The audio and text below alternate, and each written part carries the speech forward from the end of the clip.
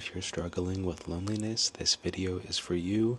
4 years ago, I cut everyone off, family and friends, to pursue a better life for myself, getting away from toxicity, abuse, and a bunch of horrible things. And I suffered with major depression disorder for like 20 years. And now I'm free. So I'm evidence that it does get better.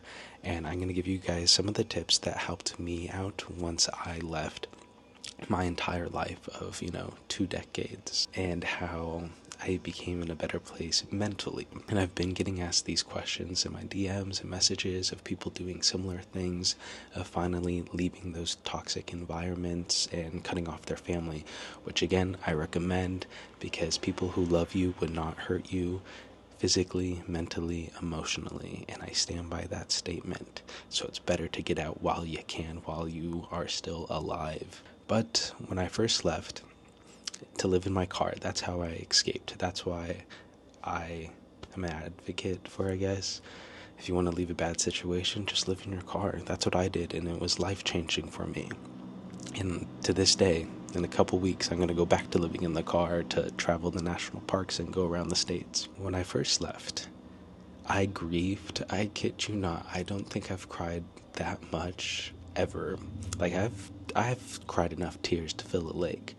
But when I finally did it, when I finally left, I analyzed every single moment I've had in my life, the 20 years of life, every encounter, every event, all the events that kind of traumatized me. I would replay them and just try to process them. And it was like saying goodbye to, again, everyone I knew in my entire life. So there's a 2-month grieving period. I don't know why it took so long, but it was very hard to unpack and let go. Letting go and just throwing myself in a whole different path, a whole different life. Because I think it takes courage to do something like that. Now that I'm realizing, it's scary. Imagine your entire life, your entire existence, that bubble you were in, and you just pop out of it without turning back. It's a little scary.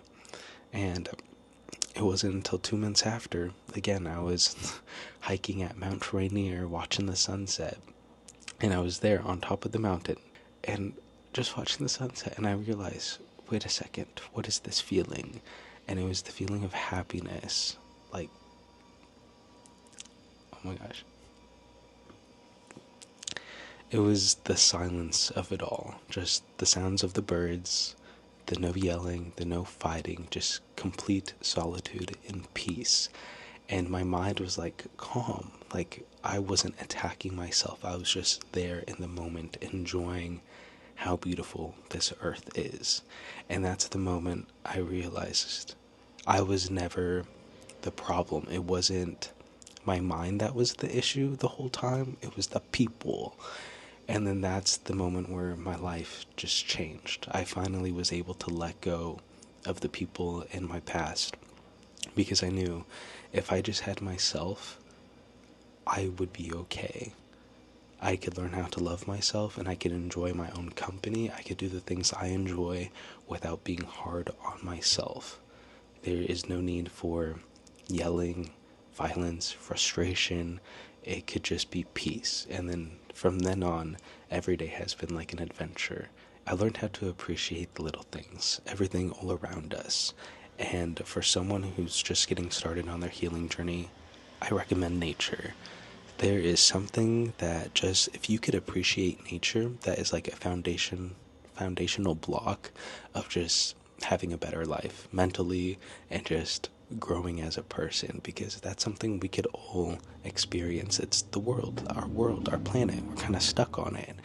And if you could appreciate it and find the beauty in it, your mental health is going to be so much better, because you could just enjoy everything all around us. I smile when I see the animals, the birds, every sunset, sunrise. I'm just in awe.